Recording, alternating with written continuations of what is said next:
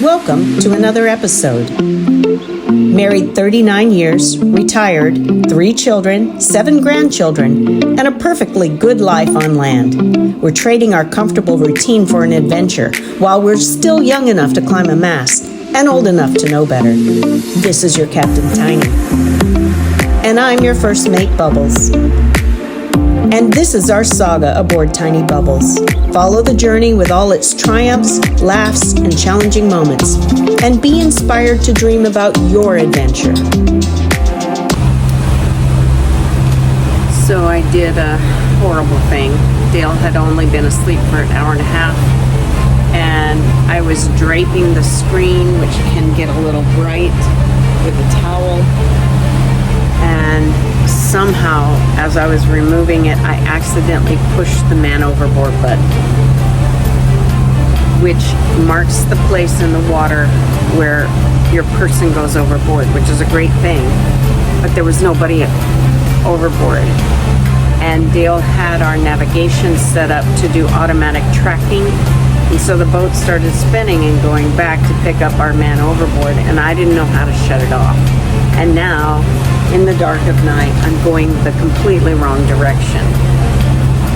So I had to wake him up to help me figure out how to undo that and get us back on course. I'm still not exactly sure.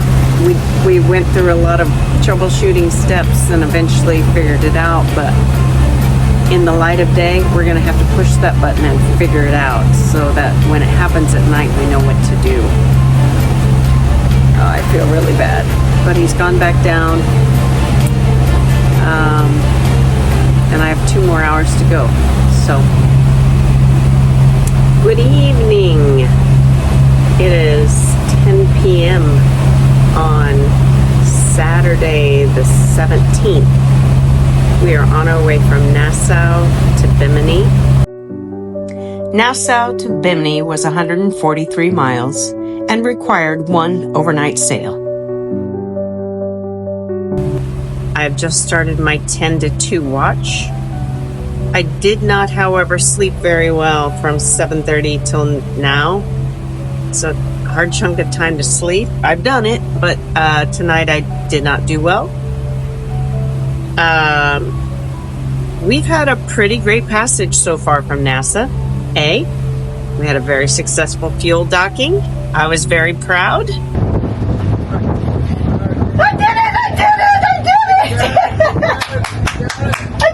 it! We can still do it better, but it went well.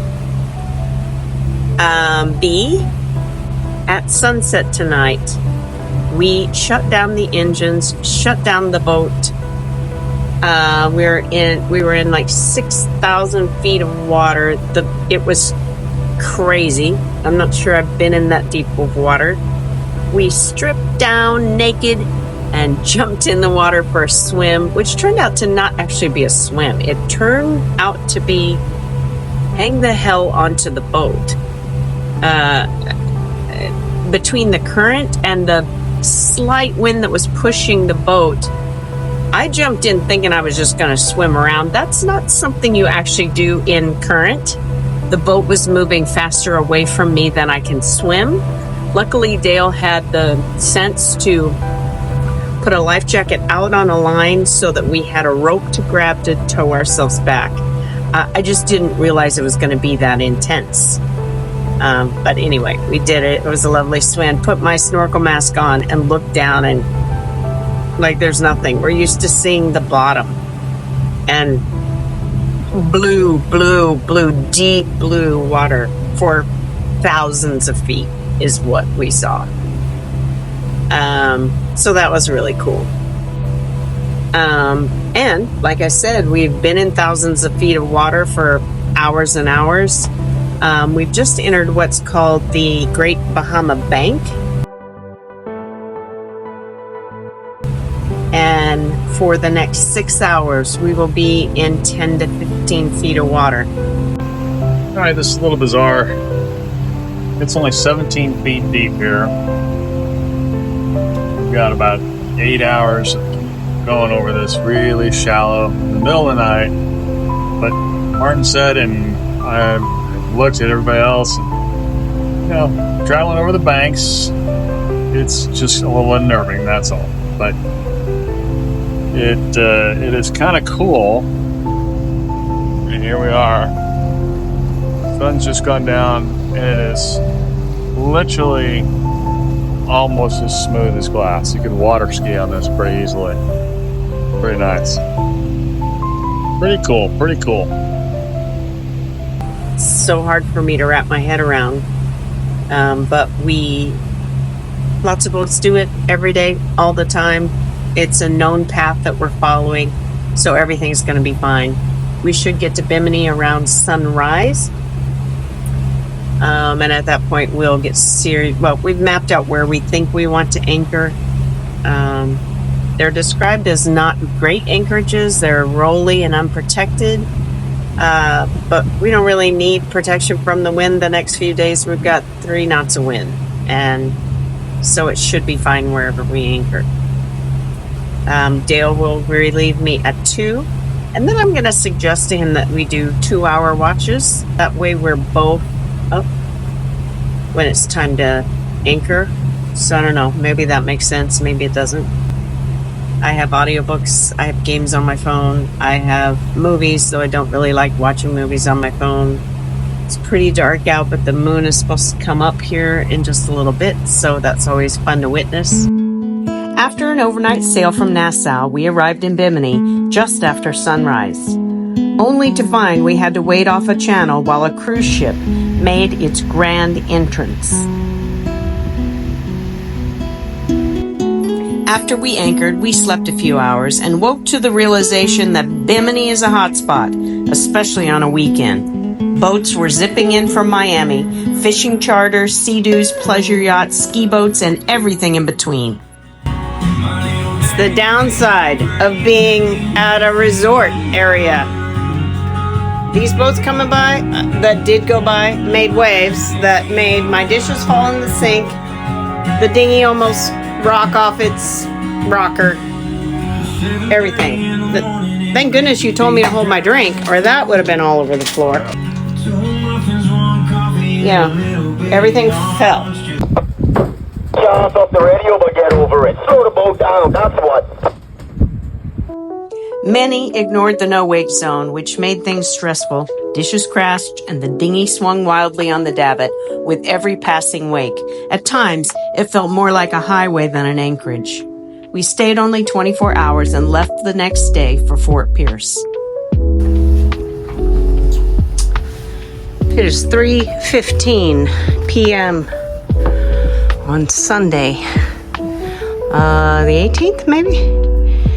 Dale's hooking up the dinghy for our passage. Where are we going? Fort Pierce. We're going home. We should arrive tomorrow around 10 a.m. I think so, yeah. I don't know how the winds are going to be. 10 a.m. And we're hoping to get a slip for a few days so we can sleep in our big bed and have wonderful, hot, steamy peas in our own toilet with water in it.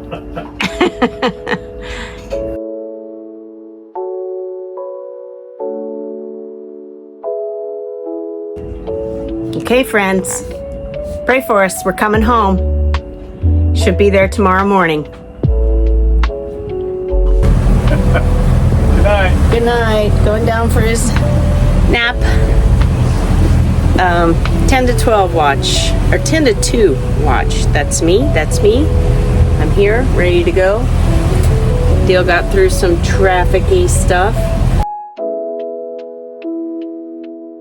But let me tell you the big, huge difference between this 10 to 2 watch and one that I recorded as we were trying to get to Georgetown. A, there's no wind, light wind. B, the seas are smooth as glass.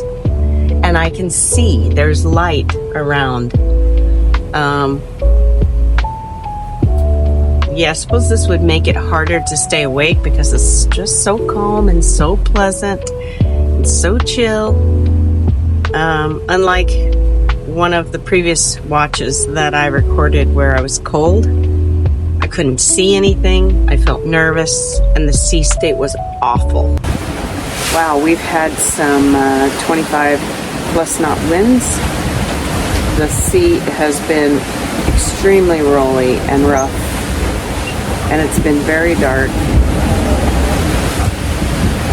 And I think we've wondered at times if we've bitten off more than we can chew. Anyway, I need to stop talking because Dale's down below needing to go to sleep. Anyway, this is my watch on my way back to Fort Pierce. Looking forward to being home for a few days, I'm not gonna lie.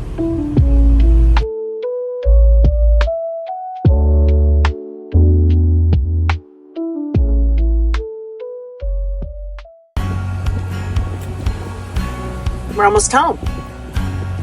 Yes, we are. We are almost home.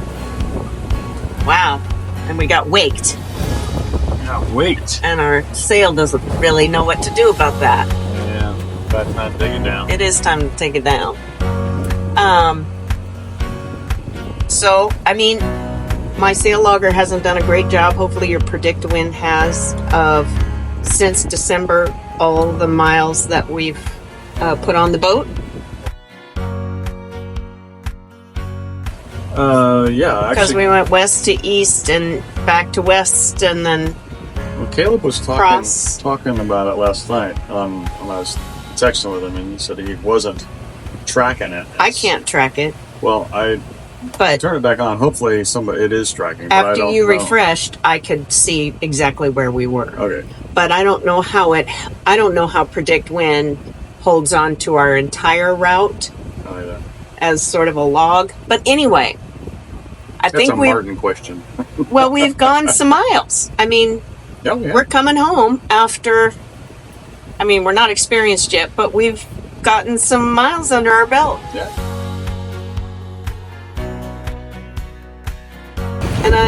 And various circumstances and several anchorages, and I think, I'm feeling pretty good about that. I'm still very scared about all that. This has been Oh, something good.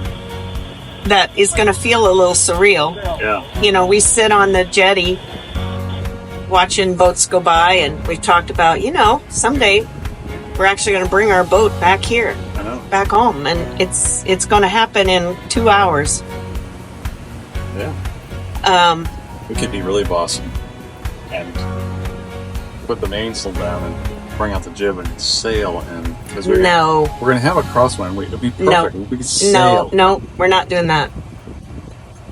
Maybe tie trip number 3 back home. I want it to be so predictable and manageable, and I want to see that pier on the map that we're pulling up to, and I want your fenders blown up ahead of time, and I want everything, the lines. I don't want any surprises. If we look like fools and screw it up, that ain't cool. So Dale's gonna order some toilets today, aren't you, baby? Yes, honey. Yeah, and they're gonna show up to our doorstep, and we've got a dock for 2 days, but I think I might try to talk him into a few more of those days, just so we can start spreading stuff out and pulling it off and thinking and organizing, and getting home. In many ways, the work is just beginning. All right, so just wanted to document that we're coming home. Yeah. Coming home.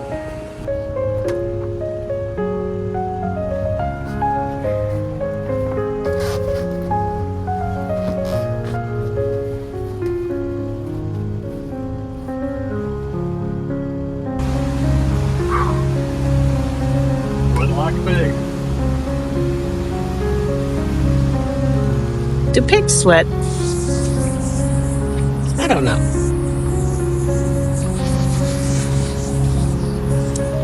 Preparing for the dock. Dale's slaving in the hot sun, and it is hot. Putting together the fenders and the dock lines.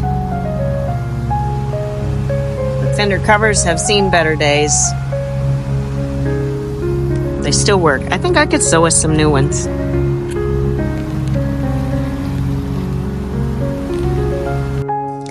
Coming in through the Fort Pierce Inlet, our home, was a proud and emotional moment.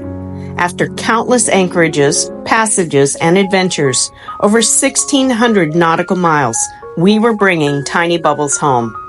There's something about the first glimpse of a familiar shoreline that hits different. It's a mix of relief, accomplishment, and reflection on just how far we've come. And after checking back into the United States, we were able to lower the Bahamian flag and put back up the Stars and Stripes.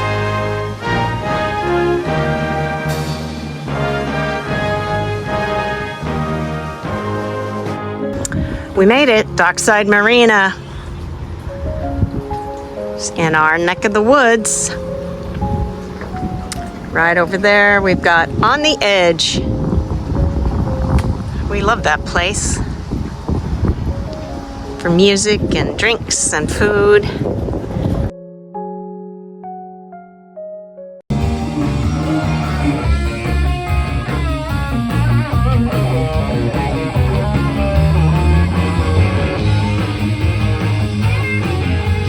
Fort Pierce. Home sweet home. We were supposed to have a gathering, sundowners, with some friends and do a tour, but we were threatened with thunderstorms that actually didn't materialize, so I'm feeling quite badly. But I'm gonna make it up to them. We will do it again soon. There was some lightning out there, so I don't know. We were sitting at home saying, let's go to the boat. So we like home, but we do miss the boat. So it's my desire and my goal to make sourdough bread on board the boat. I've had more failures than I've had successes. But I'm home now. I'm in my house with a proper kitchen. I can monitor the climate, all the things. So I am determined to perfect it, to keep trying, to figure it out. So I have a really beautiful bubbly starter. It's 2 o'clock in the afternoon, which is a little later than I expected to get the sourdough going. But I got my recipe. ChatGPT is helping me, and excited to get going, especially since my starter looks so good. One of the things that makes a cook a better cook is not just to read the list of ingredients, but to read the directions for how to combine the ingredients. I was excited and I dumped it all together. I dumped the bread flour, the whole wheat flour, the starter, the water, and the salt all at once. I wasn't supposed to do that. I was supposed to do the flours and the water and let it sit. But I asked ChatGPT if I can go with it anyway, and it said, I've skipped a step, but yes, continue on. I need to slow down. I want to get this right. So anyway, I'm gonna let it sit for 45 minutes and see what happens. It smells good, it looks good. Kind of shaggy like it's supposed to, but I'm pretty excited to use my brand new Dutch oven that I got just for making sourdough. Yeah, I want to perfect it. I want to get it right. I think with some of my slough starter, I'm going to make some garlic knots with this. At least that's my plan. It's hot outside. My pool looks glorious, so I'm also torn with wanting to just go swim and screw the baking. But I'm starting the sourdough because I have a lot of time in between that I can take my Sunday mimosa and go sit in my pool. Wish me the best. I want it to work. I want it to be good.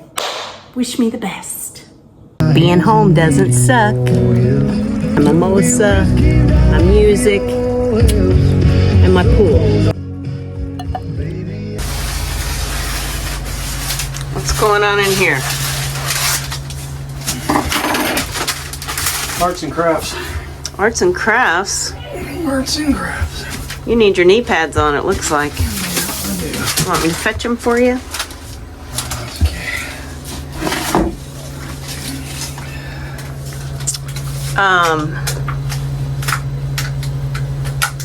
Back in November, we got a free mattress from a brand new Leopard 50 that had a teeny imperfection in one of the seam areas. And so he was giving it away for free because he was claiming it on his warranty to get a new one. And so we drove down to Fort Lauderdale and got that mattress, assuming, you know, in general, all Leopard mattresses are the same. However, the one we got is a bit too big. But it was free. So Dale is making a pattern. And we will cut down the mattress to size and we will make it work.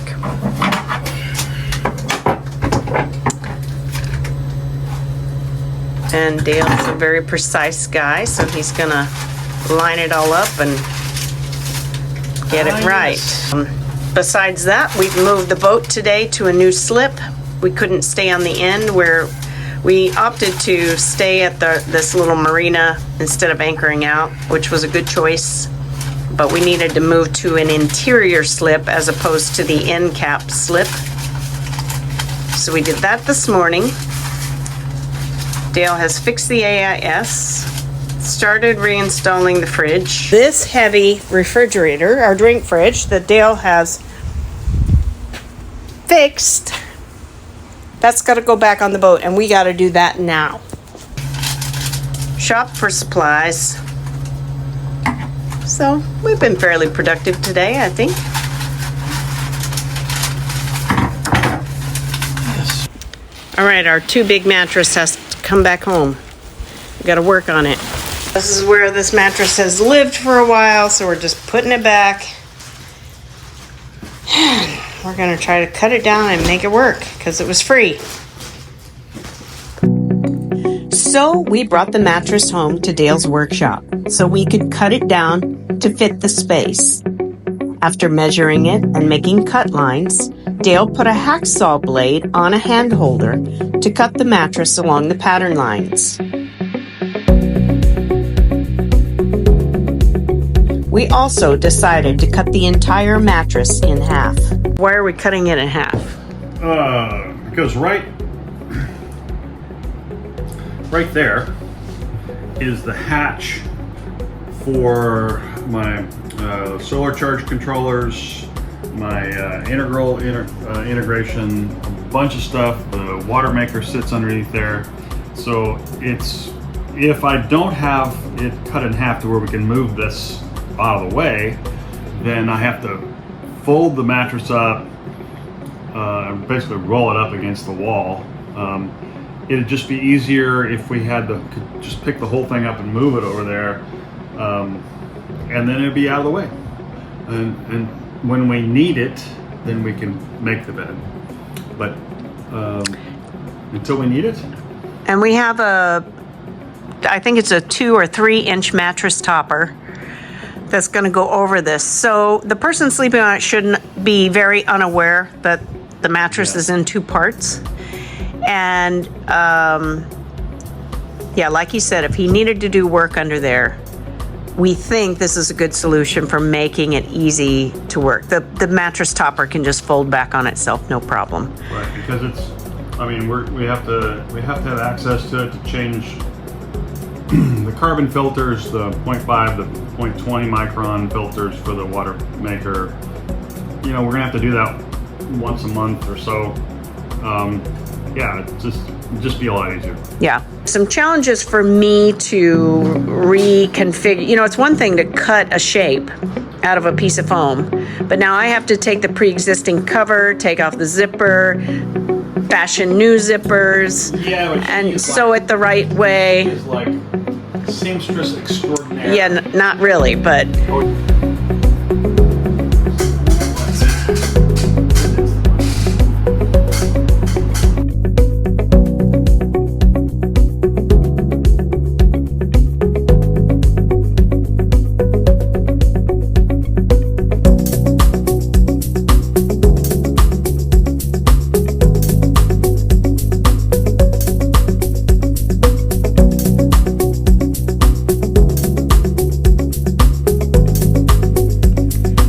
are multiple steps to cutting down the mattress, making it a different size, which means we need to also cut down the batting that was over it. We plan to put that back over the surface of the mattress. About the mattress topper, it's now at the boat, so he needs to go get it so we can not only cut that foam down to size, but I'll need to re-sew that cover, the washable cover. I wanted to keep the existing zipper intact and just add additional zippers, but it's not going to work the way this zipper is.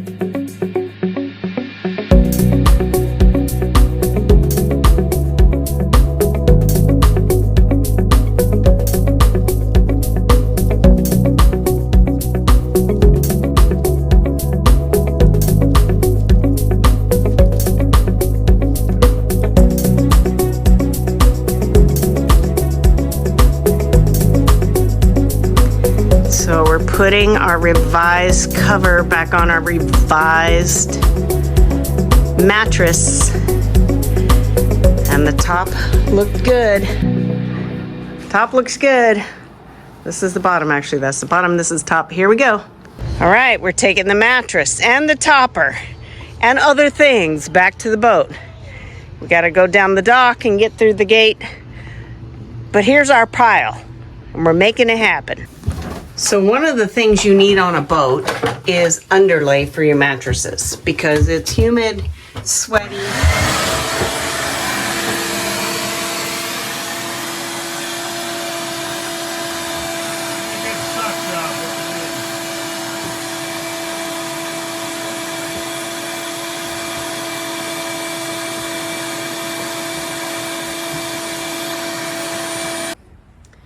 All right, part A is down below. Looks like it fits. Part B is coming in.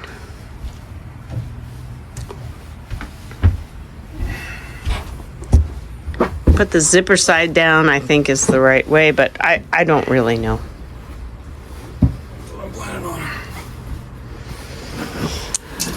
And that's half a mattress. Imagine if we're putting the whole mattress down there. Well, we did put the whole mattress down there and then bring it back out because it didn't fit.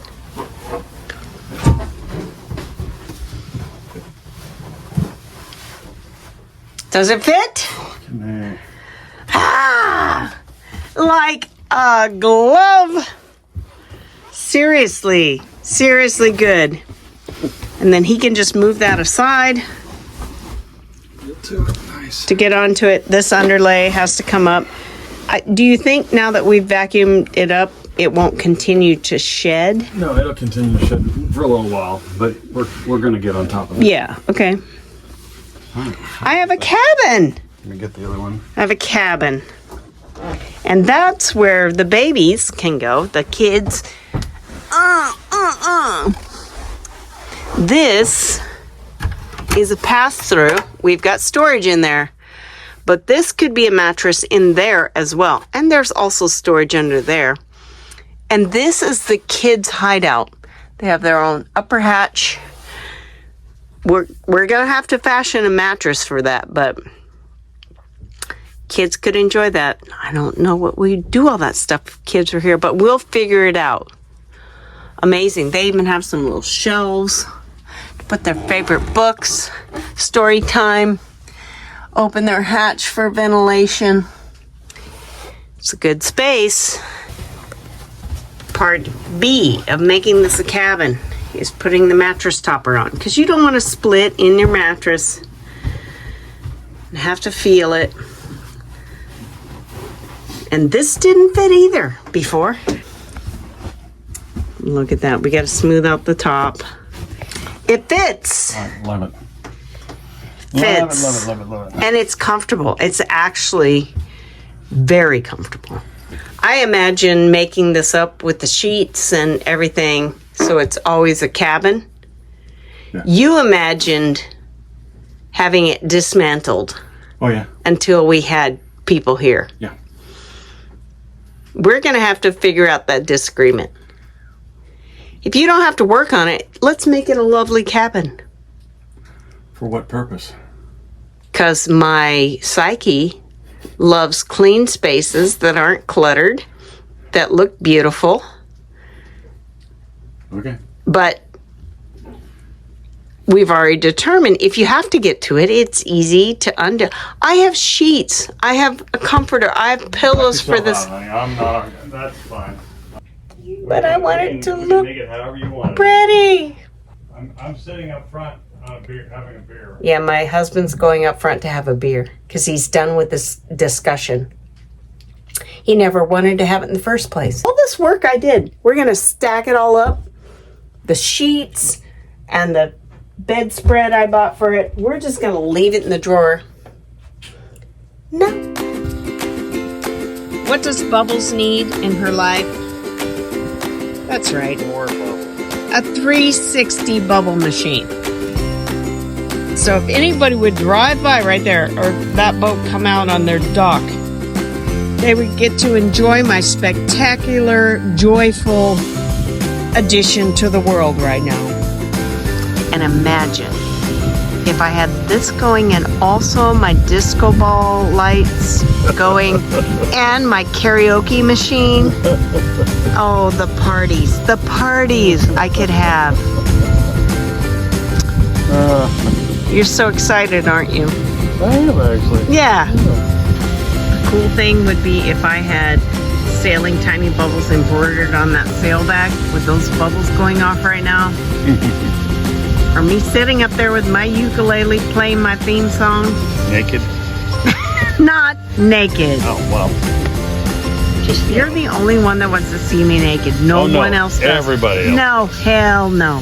That's my pre-op appointment. This is Friday. My surgery is in a week. I have some questions, but I'm pretty sure this is just a full-blown hysterectomy. And then we can get back to getting the house ready and the boat ready and doing all the things we need to do. Yeah, hi to all your loving fans. Hi, loving fans. I'm sterile.